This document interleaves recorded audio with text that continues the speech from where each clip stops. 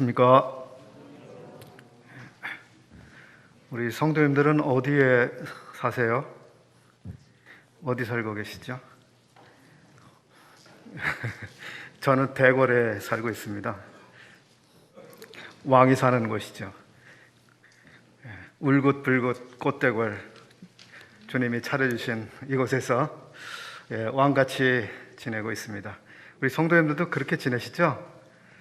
하나님께서 참 이렇게 때를 따라서 멋지게 우리 주변을 만들어 주시고 참 이 대궐같이 좋은 곳에서 호사를 누리면서 지내게 해주셨습니다. 너무 좋은 계절이고 감사합니다. 오늘 이 시간에는 우리 성도님들과 함께 십자가를 좀 생각해 보려고 합니다. 아주 평범한 주제의 말씀이 될지도 모르겠습니다. 그런데 혹시 어느 분들에게는 또 필요한 말씀이 될지 모르겠습니다. 기도하는 마음으로 이렇게 나누겠습니다.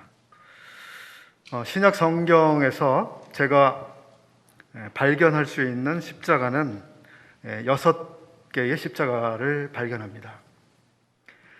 3개의 십자가는 주님께서 못 박히셨던 곳에 있는 십자가였습니다. 그리고 다른 3개의 십자가가 또 있습니다. 서신서들 가운데 발견되는 십자가입니다. 그래서 제가 발견하고 묵상하는 십자가가 6개가 있는데 오늘은 3개의 십자가를 조금 나누려고 합니다. 이 시간에 나눌 3개의 십자가는 갈보리 산에 세워져 있었던 십자가인데요. 갈보리 산에 세워져 있었던 3개의 십자가 보이십니까? 어떤 십자가가 보이십니까? 가운데 있었던 십자가, 그리고 또 양쪽에 있었던 십자가가 다 보이시죠?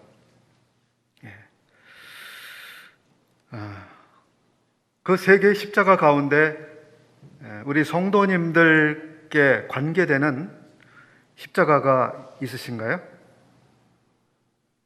어떤 십자가와 관계가 있으십니까? 우리 형제님, 자매님.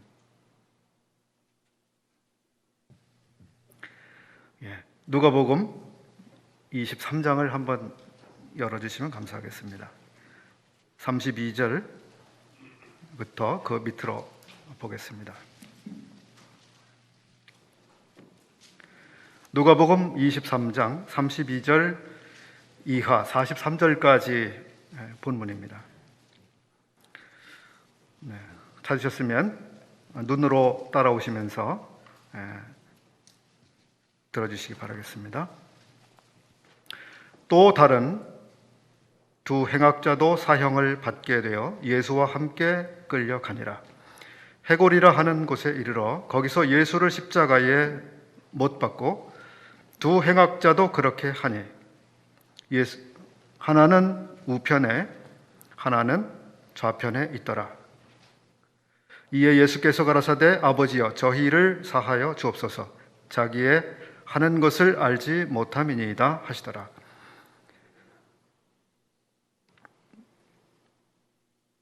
이어서 37절 이하 보겠습니다. 가로되 내가 만일 유대인의 왕이어든 내가 너를 구원하라 하더라.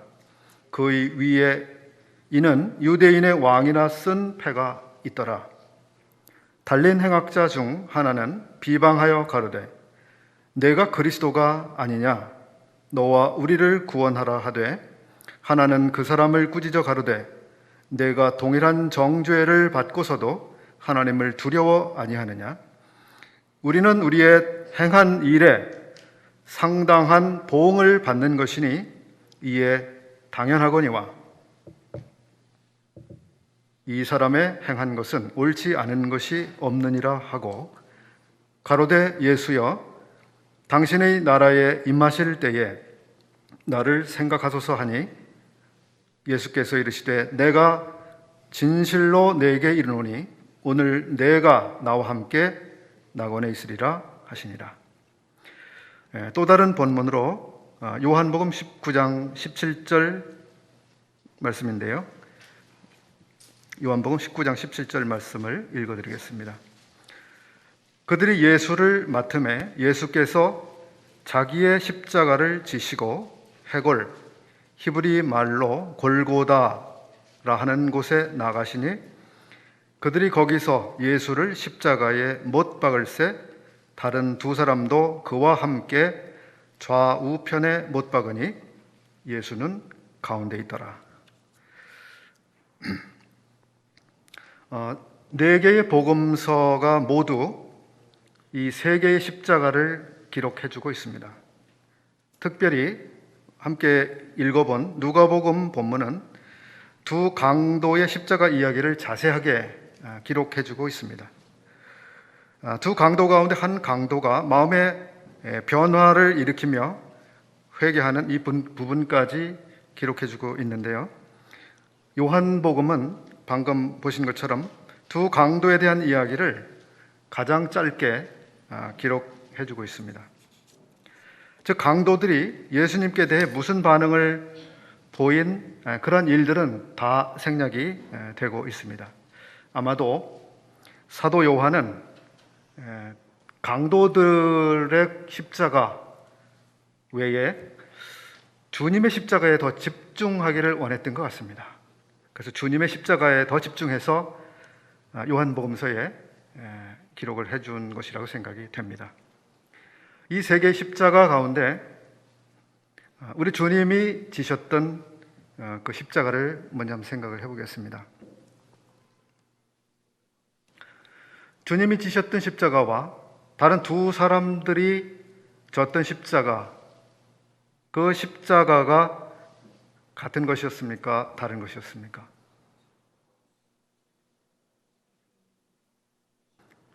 예, 매우 다른 십자가였죠. 요한 사도는 아까 읽은 것처럼 한 절 그 안에서 이렇게 말씀하고 있습니다. 예수께서 자기의 십자가를 지시고 이렇게 기록하고 있습니다. 다른 복음서들은 이렇게 기록하지 않았는데요. 요한복음서만 예수께서 자기의 십자가를 지시고 이렇게 기록하고 있습니다. 매우 독특한 말씀인데요. 예수님께서 지셨던 십자가와 다른 십자가는 아주 구별되는 아주 특별하고 다른 십자가였다고 하는 사실을 보게 합니다. 자기의 십자가, 예수께서 자기의 십자가를 지시고 그것은 예수님에게만 주어진 십자가였고 다른 사람은 결코 질 수 없는 그런 십자가였습니다. 예수님만 지실 수 있는 그 십자가. 그것은 모든 피조 세계 가운데 유일무이한 십자가였습니다. 예수님이 그 지셨던 십자가, 그 십자가는 이 세상에 단 한 번 우리 예수님에게만 있었던 그 십자가였습니다. 아주 유일한 십자가. 그리고 우리 주님께서는 그 십자가를 피하지 않으셨습니다. 마가복음 10장 38절 말씀을 떠올리게 되는데 내가 마시는 잔을 너희가 마실 수 있으며 내가 받는 세례를 너희가 받을 수 있느냐 제자들에게 물으셨습니다. 왜냐하면 제자들이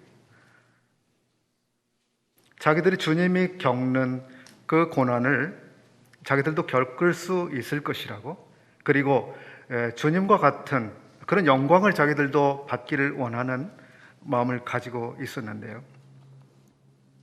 내가 마시는 잔, 내가 받는 세례, 그것이 주님에게 있었습니다. 그리고 그것은 누가 대신할 수 없는 그런 잔, 그런 세례이셨습니다.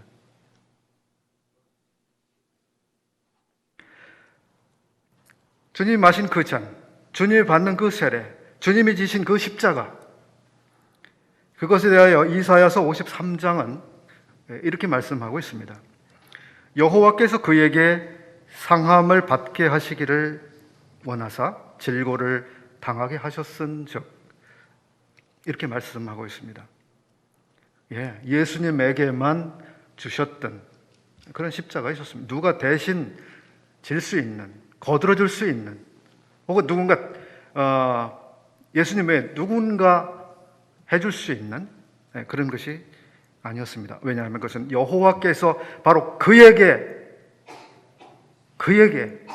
주셨던 십자가, 여호와께서는 그로 상함을 받게 하기를 원하셨습니다. 바로 그 십자가이셨습니다.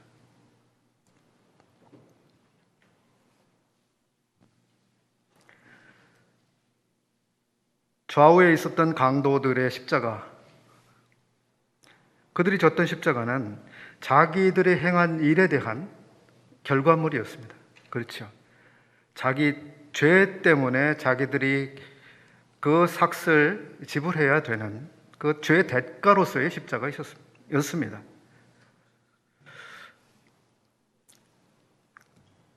영적으로 보자면 그 강도들이 졌던 그 십자가는 바로 죄의 삭은 사망이요라고 하시는 하나님의 말씀대로 자기들이 행한 일에 대한 상당한 보응으로서의 십자가였습니다.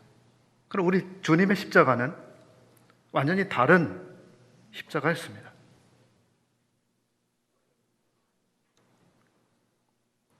주님의 십자가는 여호와께서 그로 상함을 받게 하시기를 원하사 주셨던 그 십자가이셨습니다. 그리고 또한 자기의 죄 때문에 진 십자가가 아니라 아버지께서 원하신 십자가였었습니다. 또 달리 말씀드리자면 예수님이 지신 그 십자가는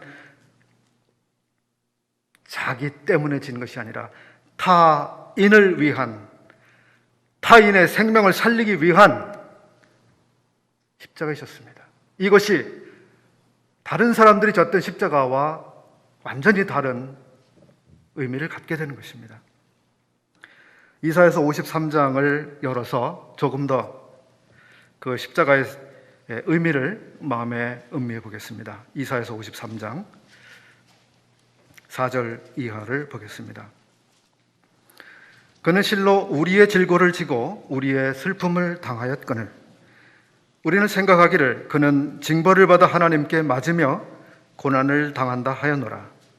그가 찔림은 우리의 허물을 인하며 그가 상함은 우리의 죄악 때문이라. 그가 징계를 받음으로 우리는 평화를 누리고 그가 채찍에 맞음으로 우리는 나음을 받았도다.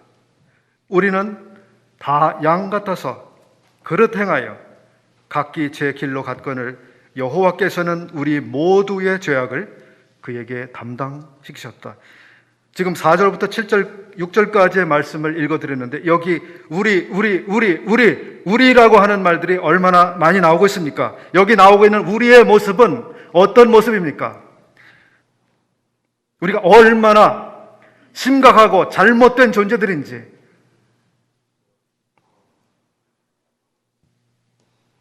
우리는 질고를 져야 마땅한, 우리는 슬픔을 당해야 마땅한, 우리는 허물, 우리의 죄악, 말할 수 없는 이런 존재들입니다. 근데 여호와께서는 다른 생각을 가지고 계셨습니다. 네가 저질렀으니 네가 해라. 하나님이 그렇게 하시지 않았습니다.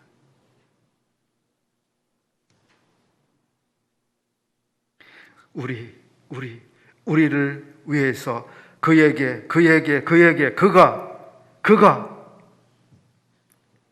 그렇게 하셨습니다. 7절 이하를 보겠습니다.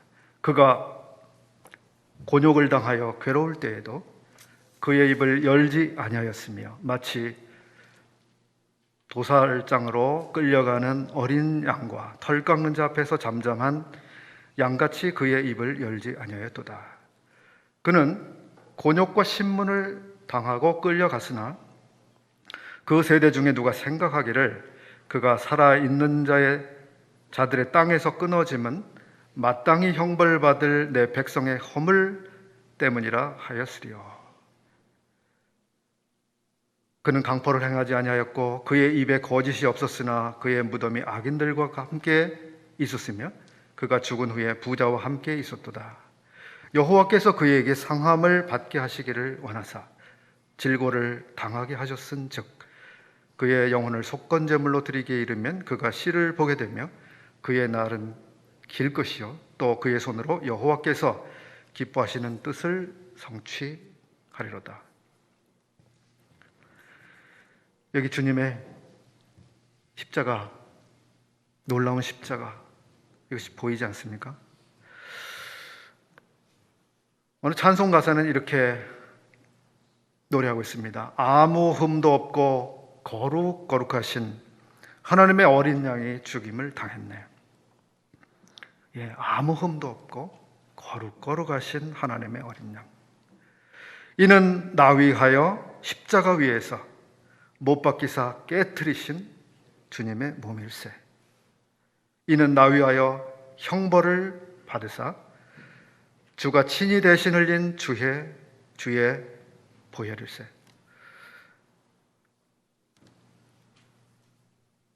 예, 우리는 우리의 질고를 지고 우리의 슬픔을 당해야 마땅합니다. 우리의 범한 그 모든 죄들에 대해 상당한 값을 우리가 지불해야 되는 것이 맞습니다. 그러나 하나님께서는 아무 흠도 없으신 그분에게, 어린 양에게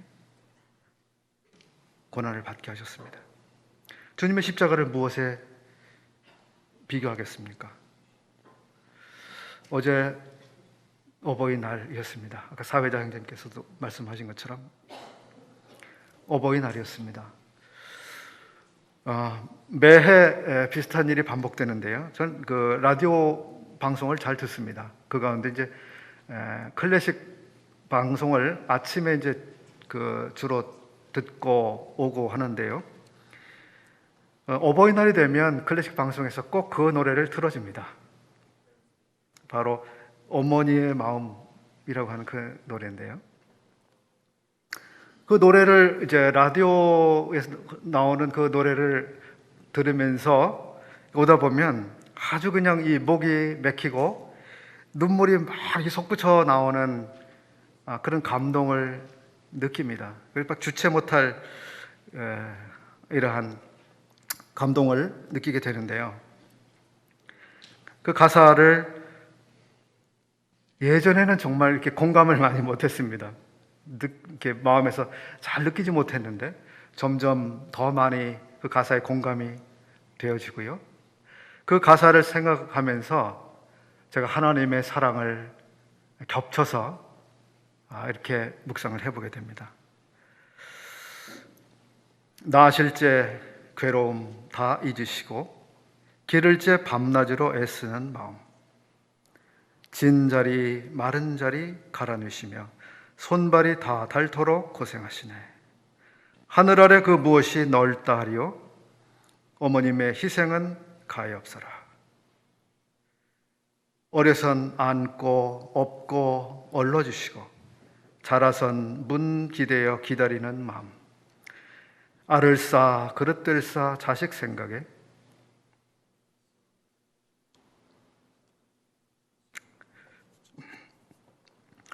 고우시던 이마 위에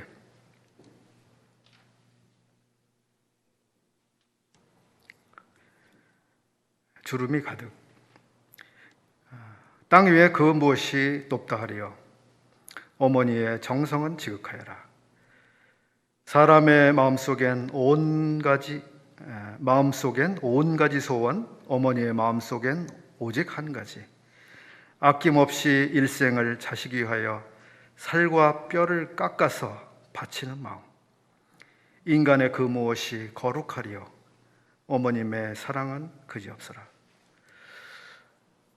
하나님께서 우리를 향하신 그 사랑이 참 이 속에 참 깊이 이렇게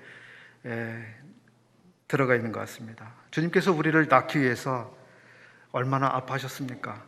나실제 괴로움 다 잊으시고, 주님께서 우리를 낳으실 때 얼마나 아파하셨는지, 밤과 낮으로 우리를 얼마나 염려하시는지, 우리가 엉뚱한 길로 빠지고 방황할 때 문 앞에서 밤낮으로 기다리시는, 늘 우리 생각하시는 우리 하나님. 하나님은 모든 마음과 모든 생각으로 우리를 위하시고 모든 정성으로 우리를 키우시는데, 우리들을 위해 살과 뼈를 깎아서 그 거룩한 사랑으로 한없이 우리를 사랑하시는 하나님의 은혜, 얼마나 감사한지 모르겠습니다. 자기를 십자가에 내어주시고 매일매일 정말 자식 생각에 하나님 마음 얼마나 고마운지, 감사한지 다 말할 수가 없습니다. 주님이 지셨던 그 십자가, 우리가 그 십자가를 질 수는 없겠죠. 우리가 다른 사람의 십자가도 줄 수도 없을 겁니다. 그런데 한번 이런 생각도 해봅니다. 내가 주님이 지셨던 그 십자가를 질 수는 없지만 주님이 지셨던 그 십자가에 그 마음을 담은 그 십자가를 나는 질 수 있을까? 누군가의 유익을 위해서, 누군가를 위하여 그 고난을 감수해내는 십자가, 남모르게 희생을 해가면서 다른 사람의 연약을 감당해가는 그런 십자가, 이것이 주님이 주셨던 십자가를 마음에 생각하면서 제 마음에 떠올리게 되는 그런 교훈입니다. 어느 찬송가는 또 이런 가사를 기록하고 있습니다. 내 주님 지신 십자가 우리는 안 질까? 네게나 있는 십자가 내게도 있도다. 내 몫에 태인 십자가 늘 지고 가리다. 그 면류관을 쓰려고 저 천국 가겠네. 우리 성도님들 삶에 십자가가 있으신지요? 십자가가 있습니까? 그것을 지고 가십니까? 피하고 가십니까? 갈보리산에 있었던 또 다른 십자가, 두 십자가가 있었습니다. 그 둘 모두는 강도들의 십자가였습니다. 둘 다 죄수였습니다. 두 사람 다 죽어 마땅한 사람들이었습니다. 우리의 모습이 보이지 않으십니까? 그 두 사람, 이 복음서를 보면요, 두 사람 십자가에 달려서 죽어가면서 그들이 어떻게 하고 있는지 자세하게 복음서는 기록하고 있습니다. 두 사람 모두 뻔뻔한 인간들입니다. 뻔뻔합니다. 자기들이 자기 죄 때문에 처형을 당하면서도 괜히 예수님을 욕하고 헐뜯고 있습니다. 마태복음 27장 43절 말씀을 읽어드리겠습니다. 그가 하나님을 신뢰하니 하나님이 원하시면 이제 그를 구원하실지라. 그의 말이 나는 하나님의 아들이라 하였도다 하며 함께 십자가에 못 박힌 강도들도 이와 같이 욕하더라. 이와 같이 욕하더라. 강도가, 십자가에 처형을 받은 그 강도가 욕을 하고 있습니다. 정죄를 받은 그 사람이요, 자기 죄를 부끄러워하거나 뉘우치는 게 아닙니다. 마가복음 15장 30절 말씀도 읽어보겠습니다. 내가 너를 구원하여 십자가에서 내려오라 하고 그와 같이 대제사장들도 서기관들과 함께 희롱하며 서로 말하되 그가 남은 구원하였으되 자기는 구원할 수 없도다. 이스라엘의 왕 그리스도가 지금 십자가에서 내려와 우리가 보고 믿게 할지어다 하며 함께 십자가에 못 박힌 자들도 예수를 욕하더라. 인간입니다. 이게 인간입니다. 양심을 상실한 인간들 본래 모습입니다. 자기의 부끄러움을 느끼지 못하는, 왜 예수를 욕합니까? 자기가 죽을 죄를 짓고 처형을 당해가면서 부끄러워하거나 반성하지 않습니다. 오히려 자기 옆에 계시는 예수님을 향해서 어이 사기꾼, 어디 한번 내려와 보시지. 한번 내려와 보세요. 욕을 하고 있어요. 너 사기꾼이지, 거짓말장이지, 그런 말을 하고 있습니다. 구원받지 못한 사람들의 양심의 상태가 대부분 이렇습니다. 자기가 자기 죄 때문에 인생의 괴로움을 당합니다. 삶에서 손해를 봅니다. 삶이 꼬입니다. 슬픈 일을 당하는데 그러면서도 남을 원망합니다. 자기 잘못 때문에 어떤 사고가 일어나도 이게 모두 다른 사람들 때문에 일어난 일이라고 그렇게 생각을 해버립니다. 이게 사람입니다. 사람들은 보편적으로 무엇인가 일이 꼬이고 잘못될 때 자기 자신을 합리화하거나 자기 스스로를 무죄하다고 여기기 위해서 누군가를 죄인으로 만들어버립니다. 누군가를 죄인으로 만들지 않으면 자기가 그 책임을 다 인정해야 되거든요. 그러니까 우리의 이 비겁한 양심, 정직하지 못한 양심은 누군가 대신 법정에 누군가를 세우려고 하는 이 본성이 있습니다. 아담 때부터 그래 왔지 않습니까? 아담도 그랬고 하와도 그랬고, 이게 우리 안에 유전되고 있는 아주 나쁜 죄질 가운데 하나입니다. 정치 뉴스를 보십시오. 매일매일 보이시는 뉴스 보십시오. 다 그렇지 않습니까? 자기는 정당해요. 자기는 깨끗해요. 자기는 무죄해요. 다 남들 때문에 일어나는 일입니다. 그런데 누가복음은 아까 같이 읽었습니다만, 누가복음은 두 강도 가운데 한 사람의 양심에 뭔가 변화가 일어난 그 일을 기록하고 있습니다. 자기는 자기의 행한 일에 상당한 정도의, 자기가 지은 죄에 대해서 상당한 정도의 보응을 받는 것이 당연하다고 하는 그 인정이 마음속에서 일어나고 있습니다. 자기 죄의 발견, 자기 죄를 발견하는 것, 그것을 인정하는 것, 이것이 바로 인간에게 있어서 소망의 첫 출발입니다. 여기서부터 소망이 시작됩니다. 자기 잘못을 인정하는 것, 자기의 죄를 보는 것, 정직하게 그 죄를 직면하는 것.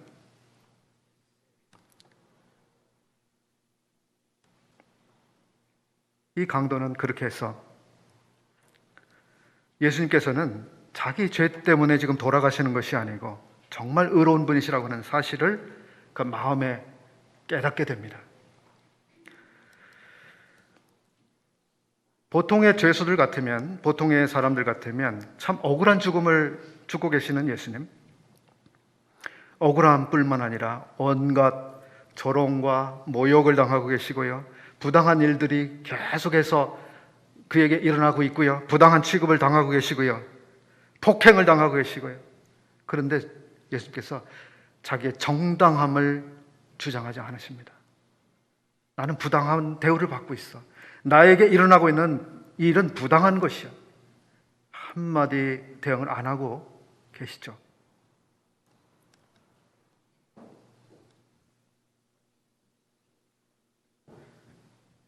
이 모습을 통해서 그 강도는 그 마음의 비침을 받습니다. 이분이 돌아가시는 이유는 무엇일까? 무엇 때문에 저분이 저 고난을 당하시고 계실까? 그것이 나와는 무슨 관계가 있는 것일까?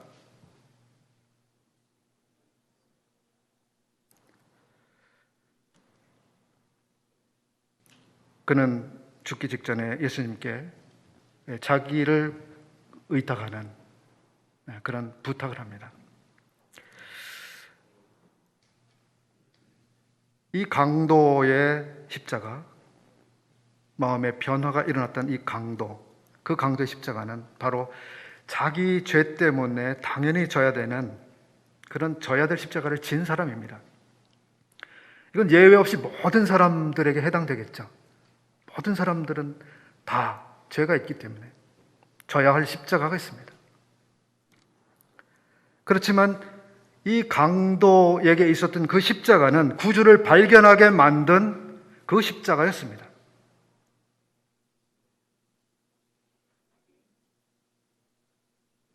그 십자가는 놀라운 구원의 기회를 가져다 준 십자가가 됐습니다. 만약에 말이죠, 이 강도가 하루만 먼저, 예수님보다 하루만 먼저 형 집행을 당했다고 한번 생각을 해보십시오.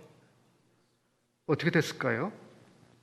그러니까 예수님이 왜 죽어가시는지, 죽어가시면서 어떻게 했는지 보지 못한 채 그의 삶이 마감됐을 것입니다.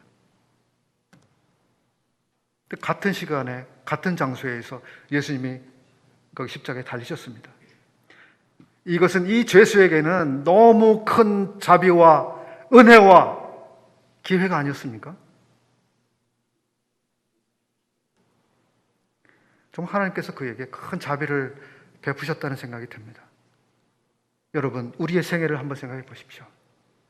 우리가 복음을 알지 못하고, 은혜를 알지 못하고, 예수 그리스도를 알지 못하고, 들어보지 못하고, 죄의 삭슨, 사망이라고 하는 그 말씀대로 우리가 이 생을 마감했다고 하면 어떻게 됐을까요?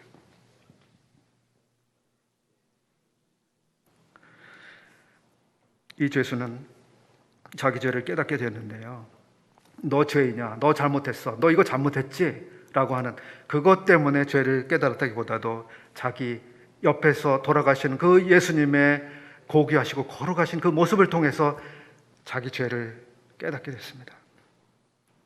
하나님의 은혜, 하나님의 사랑의 그 빛이 그에게 비춰졌을 때 그는 한없이 부끄러움을 느꼈을 겁니다. 저분과 나는 어떻게 이렇게 다를지? 우리가 사람들이 죄를 깨닫도록 도와주는 일에 있어서 우리가 이 하나님의 놀라우신 은혜와 사랑을 그에게 보여줄 수 있다면, 그 빛을 비춰줄 수 있다면 사람들의 양심 속에서 죄에 대한 각성이 일어나지 않을까 생각이 됩니다. 이 죄인에게 그런 죄에 대한 각성이 일어났을 때 그는 회개를 하게 되었고요, 주님께 자기를 맡기는, 주님께 대한 신뢰를 가지게 됐습니다. 또 다른 강도가 졌던 세 번째 십자가를 생각해 보겠습니다. 이 강도가 졌던 십자가는 자기가 죽을 때까지, 끝까지 자기 죄를 인정하지 않으면서, 자기 죄를 부끄러워하지 않으면서 그대로 삶을 마감한 사람의 십자가였습니다. 오늘날도 그런 사람들이 참 많이 있습니다. 너무 슬프고 안타깝습니다. 자기 죄를 깨달을 수만 있다면, 알 수만 있다면 저렇게 죽지는 않을 텐데, 이 사람은 자기 죄에 아주 둔감해 있었습니다. 남을 헐뜯고 남을 원망하면서 삶을 마감했는데, 그리고 이 사람은 그 십자가의 삶을 마감하고 영원한 멸망으로 끝났습니다. 이것이 그의 십자가였습니다. 참 두려운 일입니다. 자, 주님은 모든 사람을 위해 돌아가셨습니다. 다 아시죠? 모든 사람을 위해 돌아가셨습니다. 여기 십자가에 이쪽과 이쪽에 두 사람이 똑같이 죽어가고 있었습니다.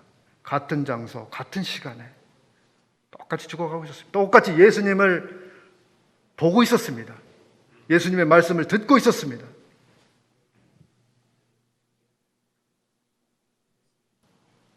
두 사람의 십자가는 완전히 다른 십자가로 끝났습니다. 예수님은 한쪽 편에 있는 강도만 사랑하거나 한쪽 편에 있는 강도를 위해서만 돌아가신 것이 아니잖아요. 이쪽 편에 있는 강도를 위해서도 주님이 돌아가신 것이고 이쪽 편에 있는 강도를 위해서도 주님이 돌아가셨습니다. 모든 강도를 위해서 돌아가셨습니다. 공평한 은혜, 공평한 사랑, 공평한 기회. 한 강도는 하나님의 은혜를 찾았습니다. 자기 죄를 깨닫고 주님께 자기를 맡겼습니다. 주님께서는 두 강도 모두가 주님을 알기를 원하셨습니다. 두 강도 모두가 자기 죄를 깨닫기를 원하셨습니다. 두 강도 모두가 주님을 믿기를 원하셨습니다. 그런데 한쪽 강도는 영원히 자기 죄를 인정하지 않았고 구주를 찾기를 원하지 않았고 구주께 자기를 맡기지 못했습니다. 마지막까지 회개하지 못하고 죽어간 한쪽 편의 그 강도. 주님은 돌아가시면서 그 강도에 대해서 얼마나 마음에 안타까움을 느끼셨을까요? 한쪽 편의 강도는 주님의 자비를 구하고 있는데 한쪽 편의 강도는 전혀 요지부동으로 나는 잘못 없어. 난 당당해. 그렇게 자기 삶을 마감하고 이 강도를 주님 보실 때 얼마나 마음이 안타까우셨을까요?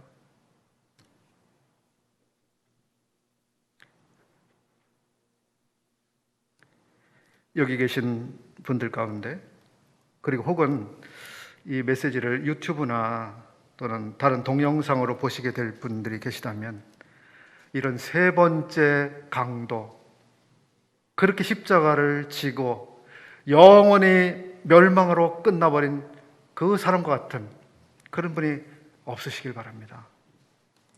하나님은 모든 사람이 구원을 받기를 원하시며 진리를 아는 데 이르기를 원하시고 그리고 기다리고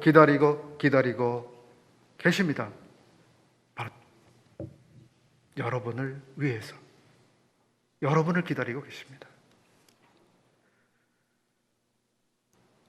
사랑하는 우리 성도님 여러분, 아직 주님께로 돌아오지 않은 가족, 친구, 동료 혹은 이웃, 우리 마음속에 정말 이분들의 마음속에서 깊은 회개가 일어나도록 기도하면 좋겠습니다. 정말 하나님의 은혜와 사랑의 빛이 그들에게 비춰져서 그들의 양심에 비춰져서 내가 하나님으로부터 얼마나 멀리 떨어진 사람인지, 얼마나 수치스럽고 부패한 그런 존재인지 스스로 발견하고 그 죄를 스스로 인정하는 이런 회개가 일어나도록 정말 그렇게 우리가 함께 기도하기를 원합니다. 성도님 여러분, 우리 성도님들 앞에 있는 십자가는 어떤 십자가입니까? 주님이 지셨던 십자가입니까? 두 번째 말씀드린 그 강도의 십자가입니까? 우린 주님이 지셨던 그 십자가를 질 수는 없습니다. 그러나 주님이 지셨던 그 십자가의 성격을 가지고 있는 그 십자가를 우리 삶에서 질 수 있습니다. 그 성도들에게 주신 십자가입니다.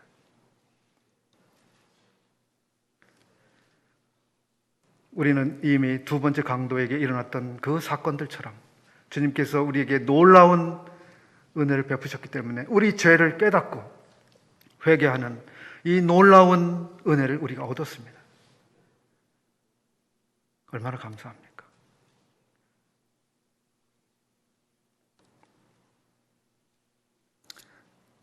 우리에게 일어났던 이 놀라운 십자가 이야기가 아직 이 이야기를 모르는 사람들에게 잘 전해지고 그들의 마음에서도 정말 두 번째 말씀드린 그 강도에게 있었던 그 십자가처럼 자기 죄를 깨닫고 인정하고 주님께 자비를 구하는 이런 일들이 계속해서 있기를 바라며 또 우리 성도들에게 주신 그 십자가를 우리의 삶에서 지고 가는, 그래서 누군가에게 유익이 되고 도움이 되고 누군가를 유익하게 하고 누군가를 세워주는